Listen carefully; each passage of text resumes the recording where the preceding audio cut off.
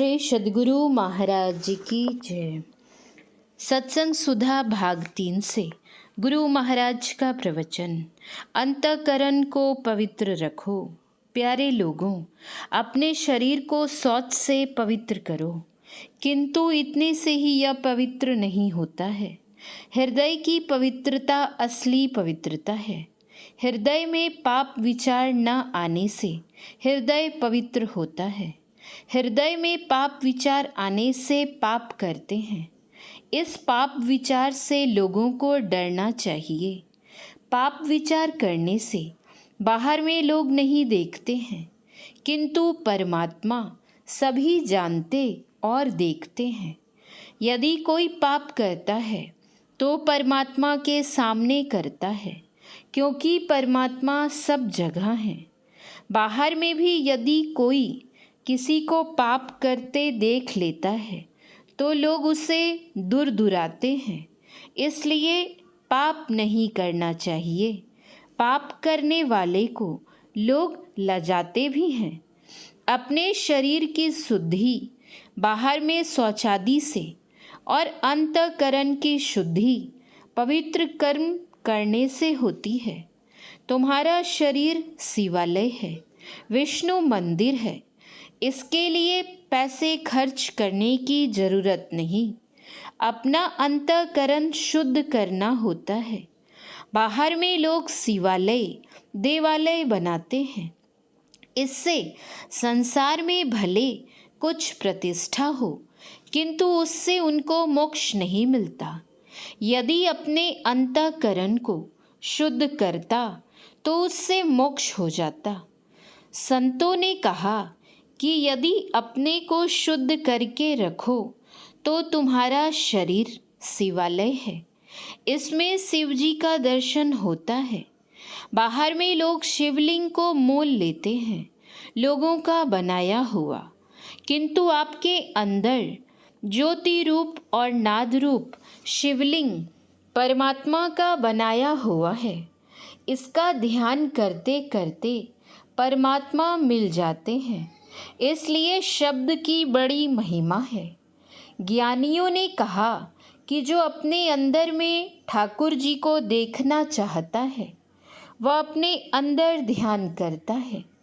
शिवालय में नीचे जल ढरी और उसके ऊपर में शिवलिंग रहता है।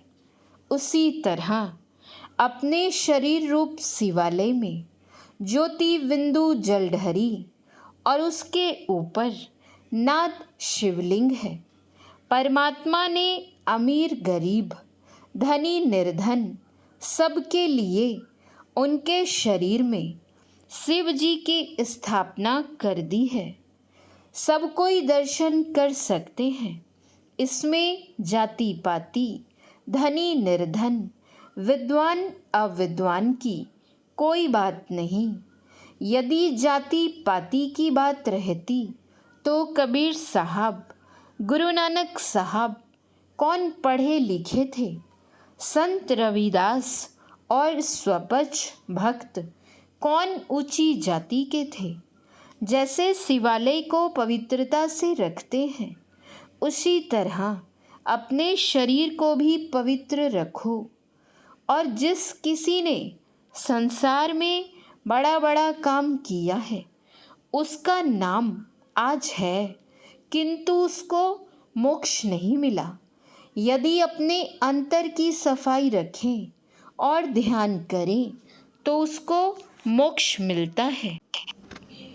5 पापों से बचो। संतों ने लोगों को मोक्ष प्राप्ति का ऐसा सरल उपाय बताया है कि लोग संसार में हैरान न हो। किसी को बहुत पैसा है, दान देता है, कुआं बनाता है, पोखर बनाता है, मंदिर बनाता है, लेकिन जिसके पास पैसे नहीं हैं वह नहीं कर सकता है। लेकिन दान देने के संबंध में ऐसा जानना चाहिए कि यदि कोई लखपति है और कोई एकदम गरीब है, यदि अपनी अपनी शक्ति के अनुकूल दोनों दान देते हैं, यानी लखपति बहुत देता है और एक गरीब अपनी शक्ति के अनुसार थोड़ा ही देता है तो दोनों बराबर है। किंतु यह तो बाहर की बात है।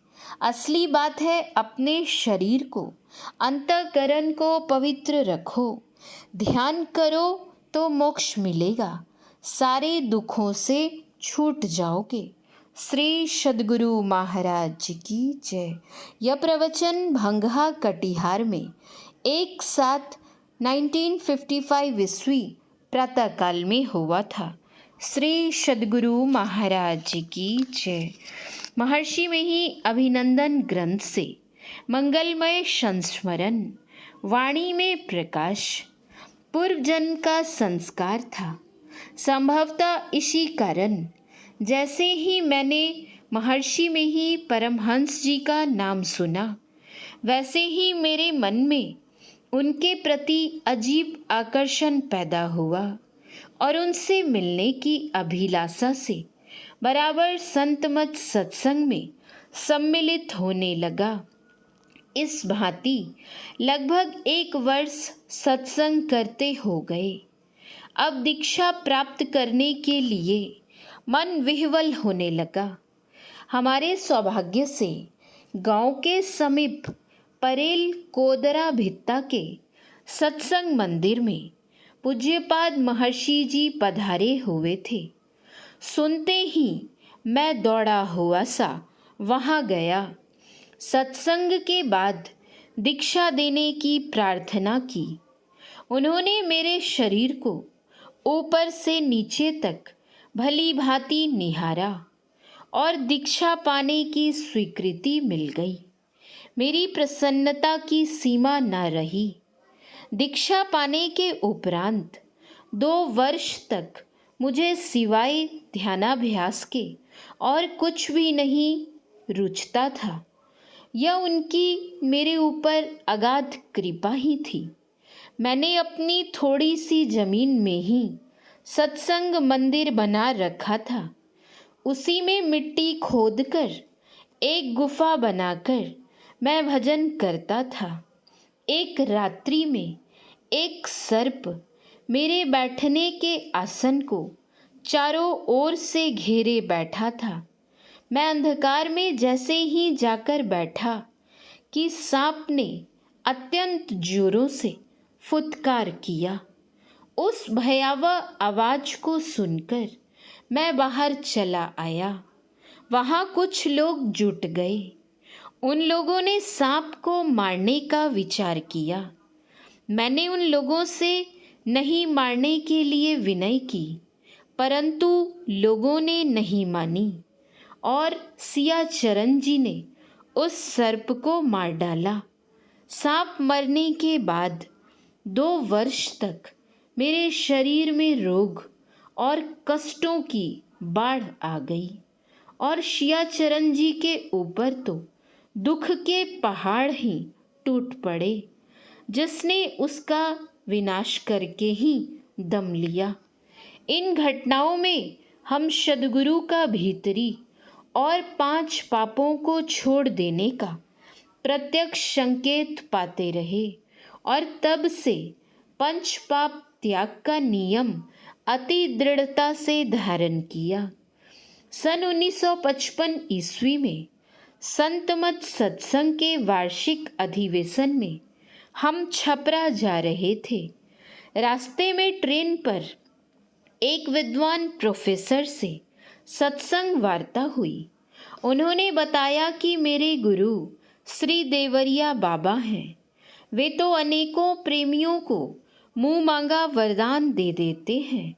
यह सुनकर मेरे मन में भी देवरिया बाबा से मिलने की इच्छा पैदा हो गई। सोचा सत्संग अधिवेशन समाप्त होने के बाद मिलूंगा, किंतु अधिवेशन में महर्षि जी के प्रवचन में मैंने यह सुना कि लोग समझते हैं कि संतमत में कुछ है ही नहीं। जो संतमत की बात भली भांति देखना समझना चाहते हैं, उनको इसका पात्र बनना चाहिए। सद्गुरु की कृपा से मैं उनकी वाणी का प्रत्यक्ष अनुभव करता जा रहा था। फिर तो मैंने देवरिया बाबा की ओर भूलकर भी नहीं झांका। श्री अघारी दास जी, सत्संग मंदिर पनसलवा, पत्रालय डुमरी मुंगेर। श्री सद्गुरु महाराज की जय। श्री सद्गुरु महाराज की जय। श्री सद्गुरु महाराज की जय।